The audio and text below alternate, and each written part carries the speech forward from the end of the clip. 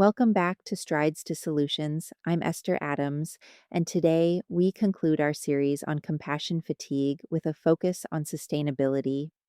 We have explored what compassion fatigue is, how to recognize the signs, and the 5 resilient skills that individuals can practice. Now it is time to look at the bigger picture: how organizations, communities, and even pet owners can create environments that sustain compassion over the long term.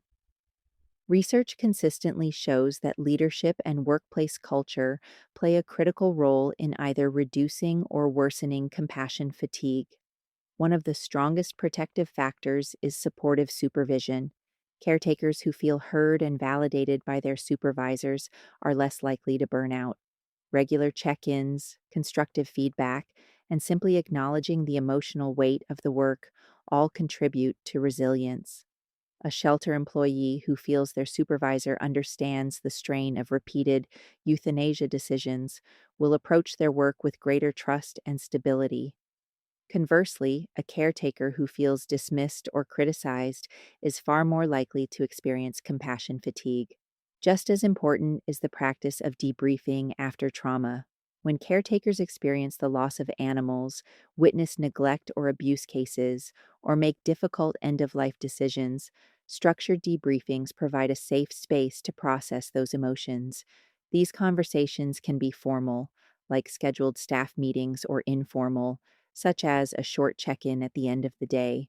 Without this outlet, individuals often carry that weight silently, which increases their risk of burnout and emotional withdrawal. Organizations that normalize talking about difficult cases create healthier and more resilient teams. Another key organizational strategy is professional development and training. Staff and volunteers who are equipped with both practical skills and emotional coping tools feel more confident in their roles. This sense of competence reduces stress and fosters compassion satisfaction, the positive feeling of making a difference. Research shows that shelters and veterinary clinics that invest in ongoing training not only reduce burnout, but also improve retention. Training that blends technical skills with education on compassion fatigue helps create a culture where staff feel prepared and supported, both professionally and emotionally. Workload management is also essential. Animal care environments are often high pressure, with overwhelming caseloads, constant emergencies, and staffing shortages. Organizations that make an effort to reduce job demands by adjusting schedules, rotating staff through high stress duties, or ensuring regular breaks see measurable improvements in staff well being. Something as simple as encouraging staff to step outside for a 5-minute break can create enough distance to prevent emotional overload. Alongside this, improving staff communication is vital. Miscommunication often leads to frustration and feelings of isolation.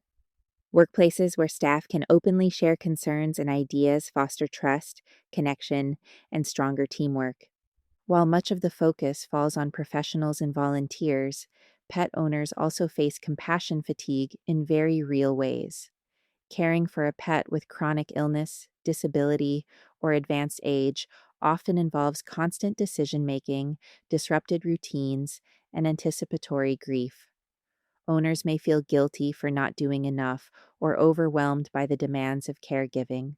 Research shows that pet owners who practice resilient strategies, seeking social support, setting healthy boundaries, and creating time for personal rest, cope more effectively with these challenges.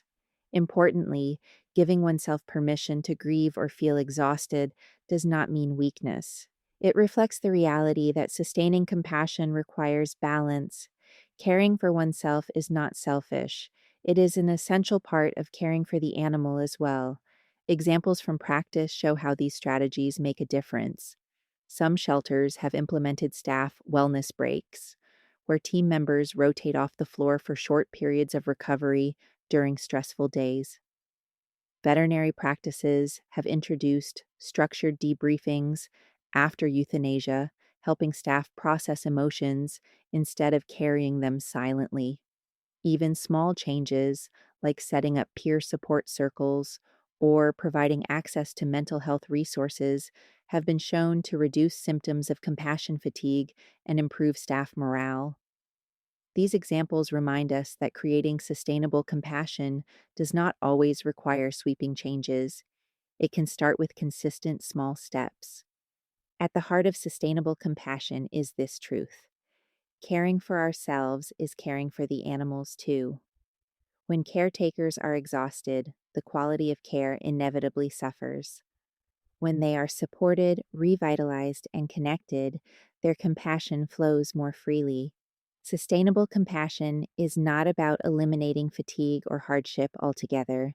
It is about building systems, communities, and personal practices that allow us to continue caring deeply without losing ourselves in the process. Thank you for joining me for this 4-part series on compassion fatigue in animal caretaking. My hope is that these episodes have provided validation, practical tools, and a sense of community in this important work. Remember, compassion fatigue is not a weakness. It is a natural response to caring deeply. By naming it, addressing it, and supporting one another, we can sustain compassion for both people and animals.